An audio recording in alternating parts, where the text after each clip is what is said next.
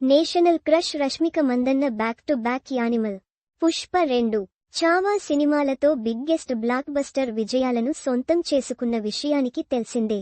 ఈ 3 సినిమాలతో దాదాపుగా 3,300 కోట్ల రూపాయలు వసూళ్లను తన ఖాతాలో వేసుకుంది. ఒక హీరోయిన్ ఈ స్థాయిలో వసూళ్లను సొంతం చేసుకున్న సినిమాలను కేవలం 2 ఏళ్ల గ్యాప్లో చేయడం అనేది రికార్డుగా చెప్పుకోవచ్చు. ఈ 3 సినిమాల తర్వాత వచ్చిన సల్మాన్ ఖాన్, సికిందర్ సినిమాకు మిశ్రమ స్పందన దక్కింది.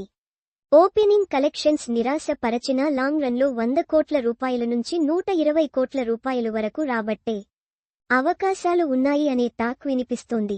రష్మిక గత చిత్రాలతో పోల్చితే సికిందర్ నిరాశ మిగిల్చినట్లే.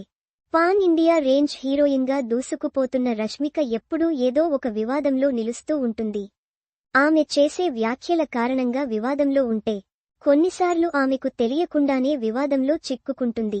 ఇటీవల ఆమె సినిమాలు భారీ విజయాన్ని సొంతం చేసుకున్నప్పటికీ ఆమె ఎంపిక సరిగా లేదు అంటూ కొందరు విమర్శలు చేస్తున్నారు. ఆమె అభిమానులు గొప్పగా చెప్పుకుంటున్న యానిమల్.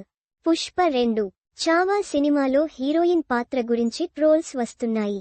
కొందరు సినీ విశ్లేషకులు రష్మిక ఆయా సినిమాల్లో చేసిన పాత్రల గురించి కాస్త ఘాటుగానే కామెంట్స్ చేస్తున్నారు. ఆ 3 సినిమాల్లోనూ హీరోల పాత్రలను హైలైట్ చేయడం కోసం రష్మిక పాత్రను వినియోగించారు.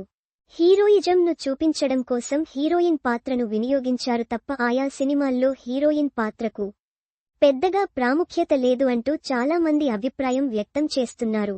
సోషల్ మీడియాలో కొందరు రష్మిక సినిమాల ఎంపిక విషయంలో ముఖ్యంగా పాత్రల ఎంపిక విషయంలో జాగ్రత్తలు తీసుకోవడం లేదని, స్టార్ డమ్ చూస్తూ పారితోషికం విషయంలో మాత్రమే శ్రద్ధ పెడుతుంది అంటూ కామెంట్స్ చేస్తున్నారు.